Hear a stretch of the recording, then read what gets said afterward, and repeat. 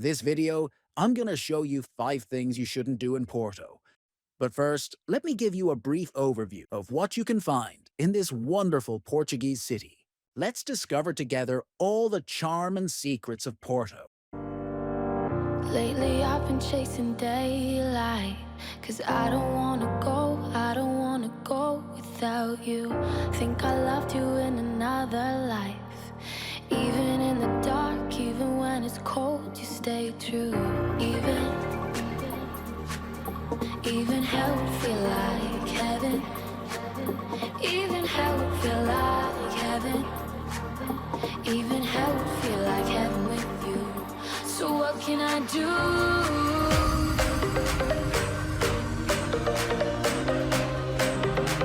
So what can I do?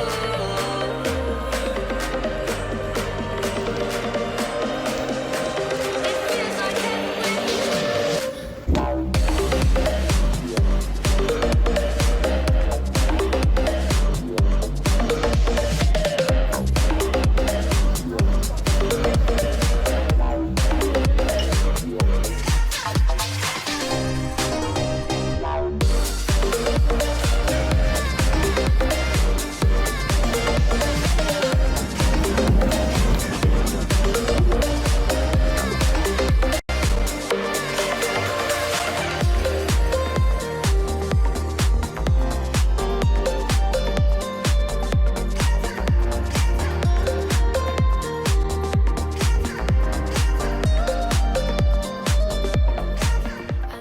It is evident that in recent years, Porto has suffered exponential growth in tourism.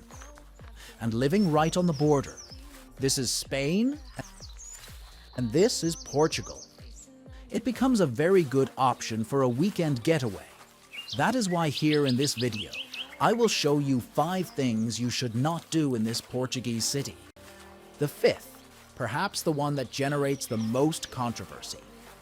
Number 1.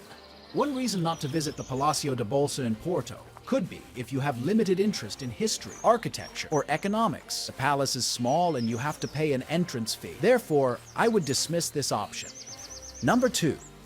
Definitely do not do a wine tasting in the bars along the river in Porto, as these places tend to be very touristy, more expensive, and less authentic compared to traditional wineries. Number 3. Unless you are a wine connoisseur or enthusiast, I don't recommend ordering a glass of wine at just any winery.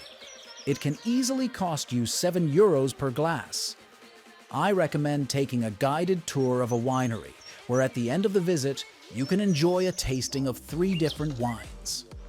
The entrance fee is around €18. Number 4. The cable car. The ticket price for the cable car is too expensive. €7 per person per ride. Jardim do Moro is a good alternative to enjoy the same views offered by the cable car.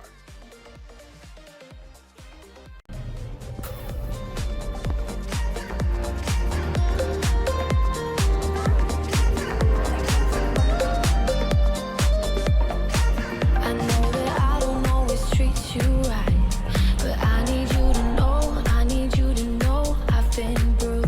Got these demons that I try to hide. I don't wanna go facing them alone without you. Even hell would feel like heaven. Even hell would feel like heaven. Even hell would feel like heaven with you.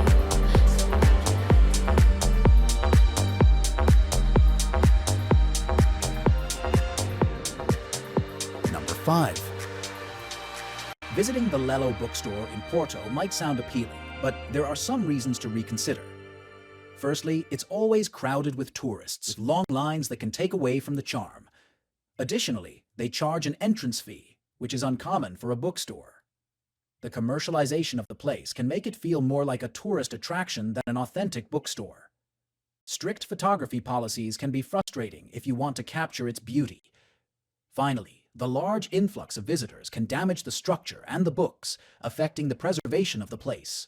For these reasons, you might opt to explore other, less crowded literary spots in Porto. If you liked this video, Subscribe by clicking here.